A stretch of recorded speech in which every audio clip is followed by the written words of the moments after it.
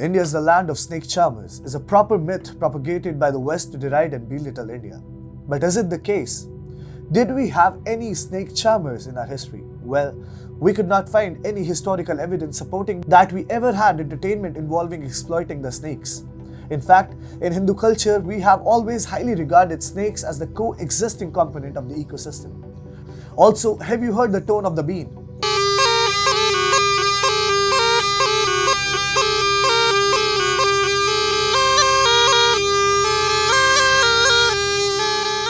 Does it sound Indian? It does not. It does sound Persian and Egyptian for sure. So how did snake charming enter Indian culture? Who was responsible for it? Why does the West continue to perpetuate the idea of India being a land of snake charmers? I will debunk it all today. Hi and welcome. You're watching TFI English, the national socio-political analysis arm of the TFI Media Group. I'm your host Tribhuvan, and in this video I will tell you that snake charming is a cruel practice that did not exist in ancient India and should not exist in modern India. Let's begin.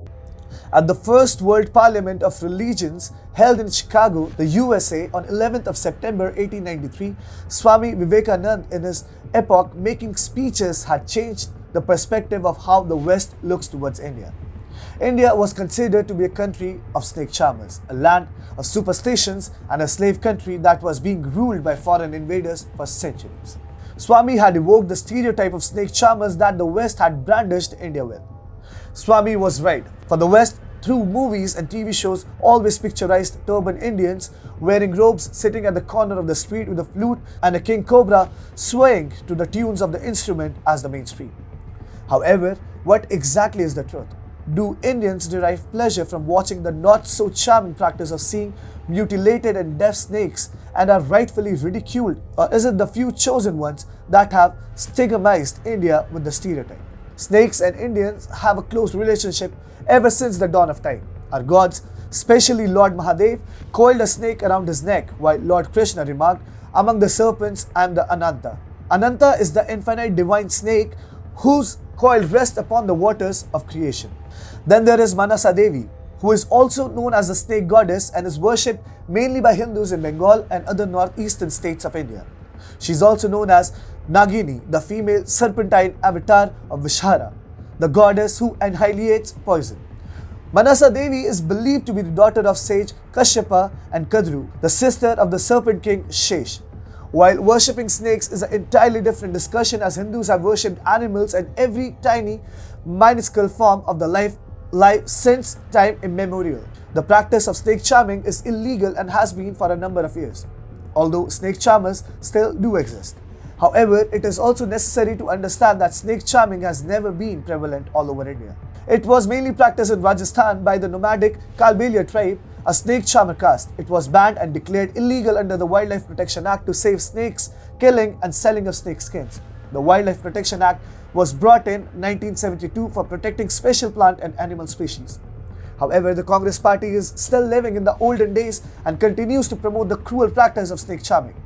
As reported by TFI in 2019, Priyanka Gandhi Vadra was seen handling 3 protected varieties of snake in Purva village in Rai Bareli, knowing well that the rare reptiles had been mutilated. After Priyanka's act, the chief wildlife warden of Uttar Pradesh, Delhi-based lawyer activist Gauri Maulikhi sought immediate action against the Congress leader, alleging that the snakes were illegally procured, and she said aided the act of hunting by encouraging and instigating people to touch the snakes. While Priyanka chose to reinforce a particularly negative belief about Indians, PM Modi took a dig at her and remarked that citizens of India were moving ahead with the help of computers, mouse and not snakes in the world of latest technology and innovation. He said they are forgetting the fact that India has moved ahead of snakes. It is moving ahead with mouse. They now use the mouse of a computer.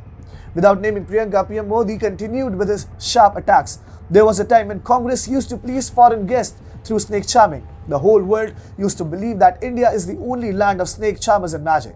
Our image is still being projected as such even after decades. It is satisfactory to see how the narratives of the leaders of the nation changed once the dynasty rule weakened in the country.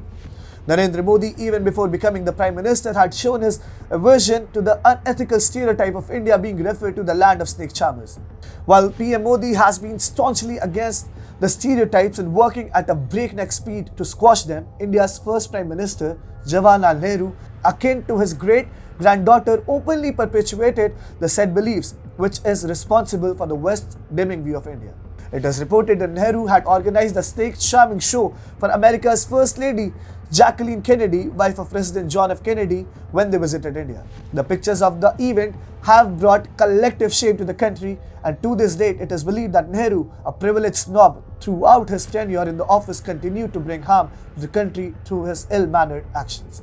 It is sad to know that apart from the rich heritage, culture and monuments in the country, the first Prime Minister of the nation chose to boast out a stereotype that reduced Indians to mere snake charmers.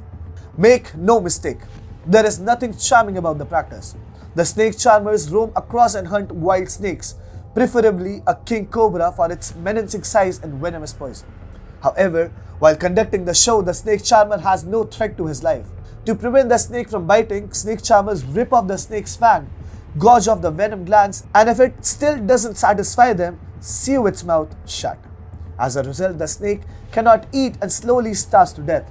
They live the entirety of their prematurely short lives in tiny, dark baskets where they slowly die a painful death.